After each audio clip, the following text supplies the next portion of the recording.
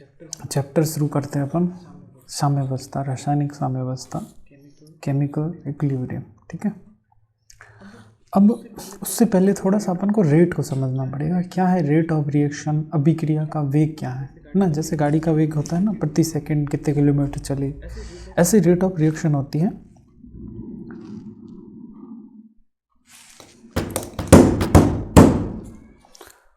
आज हम बात करेंगे रासायनिक साम्यावस्था पर।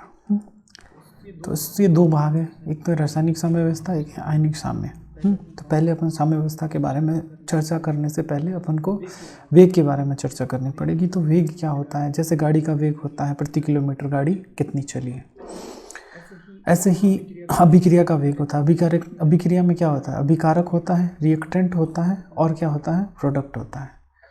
तो एक चीज़ तो क्लियर है, रिएक्टेंट कन्वर्ट होता है प्रोडक्ट में। तो प्रति सेकंड कितना रिएक्टेंट कन्वर्ट हुआ प्रोडक्ट में, या प्रति सेकंड प्रोडक्ट कितना बना, ये क्या कहलाता है, अभिक्रिया का वेग। प्रति मिनट में भी हो जाए, प्रति घंटे में भी हो जाए। मान लो कोई ए है, वो किस में कन्वर्ट हो रहा है, बी में। तो रेट किसके बराबर होगी, rate is equals to, rate समानुपाती होगी ए की, है ना, और समानुपाती का चिन्ह हटेगा तो क्या बनेगा, के। तो कुल मिला के ए जो ये वाली रिएक्शन है, अगर अभिक्रिया जिसको बोल सकते हैं, या फॉरवर्ड डायरेक्शन में, तो अपन को इसको इस तरह से लिख सकते हैं, rate is equals to minus D A बटा डी टी। इस तरह से लिख सकते हैं। बिल्कुल, माइनस क्यों लेगा, माइनस का मतलब है यहाँ पर रिएक्टेंट जो है ए है कम होता जा रहा है। और एक रेट को ऐसे भी लिख सकते हैं प्रोडक्ट की फॉर्म में, कि भाई प्रोडक्ट कितना बढ़ रहा है। तो बढ़ने के लिए अपन क्या यूज़ करते हैं, प्लस, है ना। तो बढ़ रहा है, डी स्मॉल अमाउंट के लिए यूज़ होता है, ठीक है ना, स्मॉल अमाउंट चेंज के लिए यूज़ होता है, स्मॉल डी, है ना। तो स्मॉल अमाउंट चेंज हुआ बी का, हाँ, बटा डी टी मतलब टाइम, टी मतलब टाइम, कितने टाइम, एक, है ना, एकांक समय में उत्पाद की सांद्रता में हुआ परिवर्तन क्या कहलाता है, वेग। और ये किसके बराबर होगा, अभिकारक की सांद्रता में हुआ परिवर्तन। अभिकारक की सांद्रता में कमी होगी इसलिए माइनस, उत्पाद की सांद्रता बढ़ेगी इसलिए प्लस। और टी समय के लिए है, बी जो है वो सांद्रता है, और बी क्या है, सांद्रता है। अब अपन बात करते हैं साम्य क्या है। साम्य, तो साम्य के लिए मैं आपको बता दूं कि मान लो कोई रिएक्शन है, ठीक है, वो रिएक्शन कैसे जा रही है, ए से पहले बी बन रहा है, बी से वापस ए बन रहा है। ए से बी बनने को अपन बोलते हैं अग्र अभिक्रिया, और बी से वापस ए बनने को बोलते हैं अपन पश्च अभिक्रिया। ठीक है, ठीक है सर, ये समझ में आया। तो अग्र अभिक्रिया का वेग क्या होगा, के अपॉन के इंटू ए, है ना, ए के समानुपाती होगा। तो के एफ के लिए अपन अग्र अभिक्रिया के लिए रेट क्या आ गई, रेट फॉरवर्ड, एफ मतलब फॉरवर्ड, मतलब अग्र अभिक्रिया के लिए वेग क्या आ गया, के समानुपाती, है ना, के इंटू ए। तो ये रेट आ गई। अगर पश्च अभिक्रिया की रेट क्या हो गई, रेट बी बराबर के बी, है ना, और ये बी। यहाँ पर जो के ए और के बी है वो वेग नियतांक है ना। के एफ जो है वो फॉरवर्ड रिएक्शन के लिए, और के बी है वो बैकवर्ड मतलब पश्च अभिक्रिया के लिए।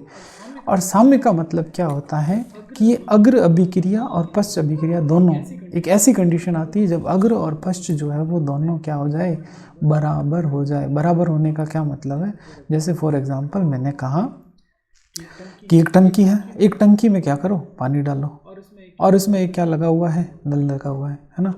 अब आपने पहले इसमें नल बंद था और पहले इसमें 5 लीटर पानी डाल दिया। कितने लीटर, 5 लीटर। अब आपने 1 लीटर इधर से पानी डाल रहे हो, 1 लीटर यहाँ से निकाल रहे हो, और लगातार ये प्रक्रिया चल रही है। तो बताओ टंकी में पानी कितना रहेगा, हमेशा 5 लीटर रहेगा। 1 लीटर डाल रहे हो, 1 लीटर। ऐसे ही ए जितना बी में कन्वर्ट हुआ है उतना ही बी वापस किस में कन्वर्ट हो जाता है, ए में। किस पर, साम्य पर।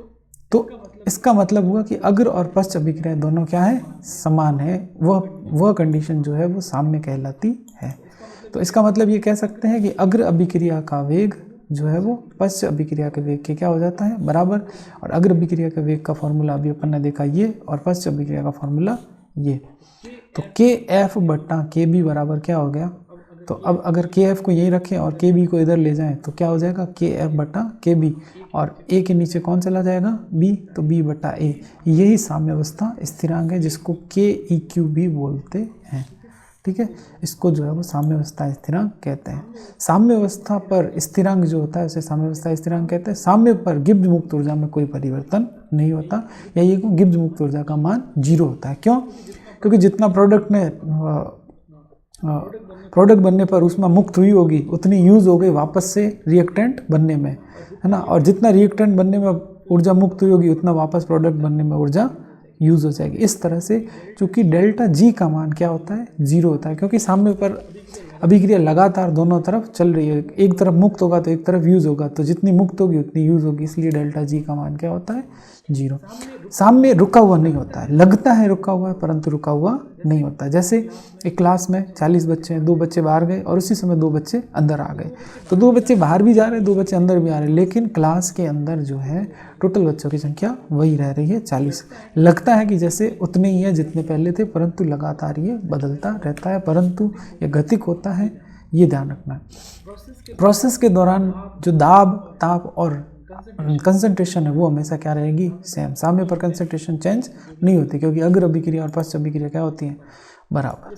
अब इसमें एक चीज़ आई, ये कोष्टक के अंदर अपन लिख रहे हैं बार बार, तो इसका मतलब है सक्रिय द्रव्यमान, बस मोलरता जैसा ही है सक्रिय द्रव्यता। मोलरता के लिए अपन क्या बोलते हैं, मोल बटा आयतन, है ना। और मोल के लिए फॉर्मूला है WA बटा MW, और आयतन अगर ml में लिया है तो अपन को 1000 का क्या देना पड़ेगा, भाग, वरना लीटर में होगा। तो फॉर्मूला क्या हो गया, D × 1000 बटा MW। क्लियर है। अगर डेंसिटी दे रखी हो तो, ठीक है, अगर डेंसिटी दे रखी हो तो अपने लिए ये फॉर्मूला है। अब डेंसिटी क्या होती है, D बराबर होता है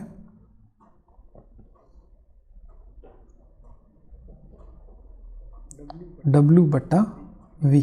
D बराबर क्या होता है, W बटा V, और अपन को पता है W/V क्या हो गया, D, तो D आ गया। अपन ने इसको पूरे को क्या लिख दिया, यहाँ पर D लिख दिया। D मतलब डेंसिटी × 1000, तो मतलब डेंसिटी दे तो भी अपन जो है वो सक्रिय द्रव्यमान निकाल सकते हैं। शुद्ध ठोस और द्रव के लिए सक्रिय द्रव्यमान सदा क्या होगा, 1, क्योंकि ठोस में तो सीधी सी बात है और कुछ है ही नहीं, प्योरली वो है, तो इसका मान क्या होगा, 1। और शुद्ध द्रव है, कैसा है, शुद्ध द्रव है, तो इसका मतलब क्या है, वो शुद्धतम है, शुद्धतम है, तो वो पूरा क्या है, वही है, तो उसके लिए वैल्यू कितनी होगी, 1 ही होगी। अब है बात करते हैं रेट एक्सप्रेशन अपन कैसे लिखते हैं। मान लो कोई अभिक्रिया है ना, ठीक है, जैसे ये अभिक्रिया है जिसमें N1A N2B, मतलब N1 मोल A के, N2 मोल B के, और फिर उससे बनता है N3 मोल C और N4 मोल D बनता है, ठीक है। इसमें ये अग्र अभिक्रिया चल रही है, ये पश्च अभिक्रिया। अब इसको अगर अपन रेट के एक्सप्रेशन फॉर्म में लिखना है तो कैसे लिखेंगे, rate of reaction is equal to क्या होगा, -1 बटा N1। अब ध्यान देना, ये जो N1 है ये कहाँ आ जाएगा, बट्टे में। माइनस क्यों लगाया, समझ ही गए होंगे। D मतलब थोड़ा सा परिवर्तन हुआ किसमें, A के सक्रिय द्रव्यमान में बटा dt, कितने समय में यह परिवर्तन हुआ, ये आ जाएगा अपने प्रति सेकेंड में, ठीक है। इज इक्वल्स टू -1 बटा N2। ऐसे ही इसके लिए भी अपन लिख सकते हैं कि माइनस, ये सब बराबर होंगे, ये चीज़ भी ध्यान रखने की है, 1 बटा N2। D मतलब थोड़ा सा परिवर्तन हुआ है किसमें, B में बटा dt, इज इक्वल्स टू क्या हो गया, प्लस, अब चूंकि ये क्या है, उत्पाद है, तो ये किसमें होगा, प्लस में 1 बटा N3, है ना, और DC बटा dt, ऐसे के ऐसे लास्ट वाला होगा, है ना, 1/N4 बटा D बटा dt। अब एक इस पे क्वेश्चन है, क्वेश्चन क्या है कि 2 CO2 है, कितने, 2 CO2 प्लस क्या है, O2, सॉरी 2 SO2 प्लस क्या है, O2, तो क्या बन रहा है, SO3। ये अभिक्रिया किस में है, साम्य में। यहाँ रेट ऑफ रिएक्शन दे रखी है कितनी, 2.5 × 10⁻⁴ मोल प्रति लीटर प्रति सेकेंड। तो SO2 के विलुप्त होने की दर बताओ, तो अभी बताते हैं हम।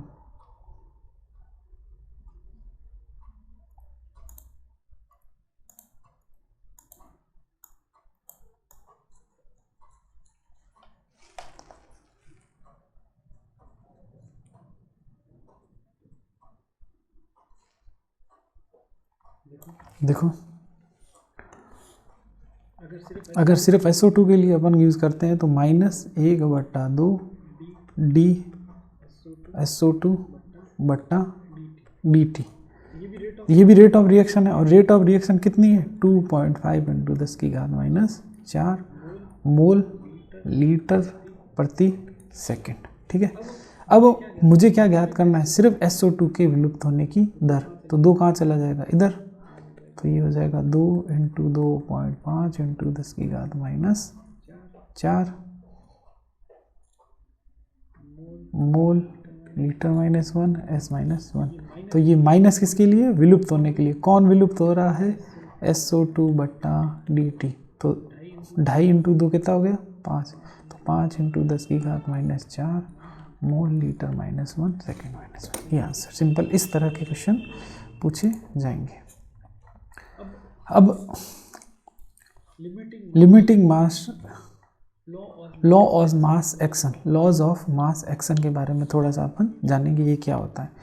मान लो कोई अभिक्रिया ए और बी है ना, फॉरवर्ड डायरेक्शन में जा रही है और ये बैकवर्ड में, जहाँ से सी और डी बनते हैं। रेट ऑफ रिएक्शन किसके समानुपाती होगी, रेट ऑफ रिएक्शन होगी एक्टिव मास के समानुपाती। ठीक है, कोई दिक्कत नहीं है। तो अपने लिए V forward is equal to क्या हो गया, KFA × B, और वी बैकवर्ड क्या हो गया, KBC × D। तो अपन ये कह सकते हैं कि VF is equals to VB, VF is equals to VB, मतलब फॉरवर्ड डायरेक्शन का वेग और बैकवर्ड डायरेक्शन का वेग क्या हो रहा है, बराबर हो रहा है। तो KFA × B, मतलब ये VF की वैल्यू यहाँ रख दी और VB की वैल्यू कहाँ रख दी, इधर। तो KF/KB क्या हो गया, CD/AB। ये भी क्या है, KEQ। सेम जो पहले किया था उसी प्रकार है, बस इस बार A + B ले लिया। अब अपने पास अपन को पता है, क्या पता है, PV = nRT, आदर्श गैस एक समीकरण है। ये कौन सी गैस समीकरण है, आदर्श गैस समीकरण। और अपन को पता है V को इधर ले जाएं तो N/V RT, और इस N/V को अपन C मोलरता या फिर क्या कह सकते हैं, सांद्रता कह सकते हैं। ये चीज़ क्लियर है। तो देखो K इक्विलिब्रियम अगर सिंपल लिखें तो जो पहले वाला याद करो, देखो वापस, तो अपन ने कैसे लिखा था, CD/AB, तो बस वैसे ही लिखा है, CD/AB, C की पावर N3, D की पावर N4 है ना, A की पावर N1 और B की पावर N2 जितने थे। अगर ये चीज़ गैसियस मीडियम में ली जाए तो क्या होगा, PC है ना, यहाँ पर प्रेशर होगा। गैस में क्या होता है, प्रेशर। लिक्विड में तो सांद्रता होती है, गैस में क्या होता है, प्रेशर। तो C का प्रेशर, D का प्रेशर, A का प्रेशर और B का प्रेशर, बाकी सेम चीज़। जो आगे जितने मोल थे उतने मोल कहाँ जाएंगे, घातों के अंदर आ जाएंगे। तो अब इसी को ही KP और KC में क्या रिलेशन है, इसको दिखाने के लिए देखो अपन जानते हैं PV बराबर क्या होता है, nRT, और P बराबर क्या होता है, N/V RT। तो अपन इसको ऐसे भी लिख सकते हैं, P बराबर जो C था उसकी जगह क्या लगा दिया, एक्टिव मास। C का मतलब सांद्रता या है ना, द्रव्यमान, तो ये लगाया। तो KP अपना क्या आया, C D, और ये क्या आ जाएगा, A, और यहाँ पर कौन है, B। ठीक है, A और B हो गया। अब ये तो क्या था, ये तो थी सांद्रताएं। अब अपन को पता है P बराबर क्या है भाई, सक्रिय मास और RT। यहाँ तक कोई दिक्कत नहीं है, ठीक है। तो सक्रिय मास C का और C की RT, सक्रिय मास D का और D की RT, सक्रिय मास A का और A की RT, सक्रिय मास B का और B की RT। तो इन सब का कन्वर्जन किया जब अपन ने KP वाले फॉर्मूले को इसमें कन्वर्ट किया, फिर अपन ने क्या किया, जो C और D वाले उनको अलग किया और ये C वाले और D वाले इनको अलग किया, तो अपने पास क्या बना, ये अपने पास आ गया KC आ गया। ये क्या आ गया, KC और RT के ऊपर N3 + N4 - N1 + N2। तो ये तो हो गए किसके, प्रोडक्ट के मोल, और ये हो गए किसके, रिएक्टेंट के मोल। तो डायरेक्ट भी मैं लिख सकता हूँ ΔNP - ΔNR। तो मेरे पास फॉर्मूला क्या आ गया, तो मेरे पास फॉर्मूला आ गया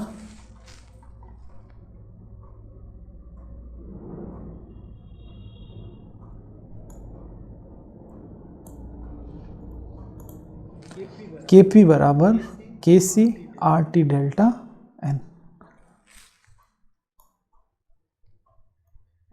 अब इसको कैसे सॉल्व करेंगे, देखो जरा। केवल ये गैसियस रिएक्शन के लिए अपन यूज अप्लाई करेंगे। KP किसके बराबर है, KC RT ΔN। ΔN को क्या बोलेंगे, प्रोडक्ट के मोल माइनस रिएक्टेंट के मोल। अभिक्रिया देखो जरा, A से क्या बन रहा है, 2B बन रहा है, कोई दिक्कत नहीं है। ΔN 2 - 1, 2 कितने हैं, प्रोडक्ट हैं, और एक क्या है, रिएक्टेंट है। 2 में से क्या गया, 1। तो बताओ ΔN क्या आया, पॉजिटिव, या ये कहूँ कितना आया, 1 आया। कितना आया, 1 आया। ΔN की वैल्यू अगर 1 है तो KP बराबर KC RT की पावर 1। तो बताओ क्या बड़ा होगा, केपी बड़ा होगा या केसी? कौन बड़ा हो जाएगा ऑटोमेटिकली? केपी बड़ा होगा केसी से। इसकी कुछ ना कुछ यूनिट होगी, वो क्या होगी वो अपन आगे डिस्कस करेंगे। ऐसे देखो दो तो है रिएक्टेंट और एक जीरो है, एक है प्रोडक्ट, तो डेल्टा एन क्या आ गया 1 - 2, मतलब वैल्यू किस में आ गई -1। और -1 का मतलब है के पी बराबर K C R T -1। R T -1 का क्या मतलब हुआ? इसका मतलब हुआ के पी बराबर के सी आर टी, मतलब के सी में आर टी का भाग देंगे तब वो क्या बनेगा? के पी बनेगा। तो इसका मतलब कौन बड़ा है? के सी। इसमें भी यूनिट होती है। लेकिन अगर रिएक्टेंट और प्रोडक्ट के मोल बराबर है तो डेल्टा एन का मान क्या आएगा? 0। और डेल्टा एन का मान 0 आते ही 0 जिसके भी ऊपर घात होता है तो वो क्या बन जाता है? 1। और ये 1 बनेगा तो के पी किसके बराबर हो जाएगा? के सी के। तब कोई यूनिट नहीं होती है।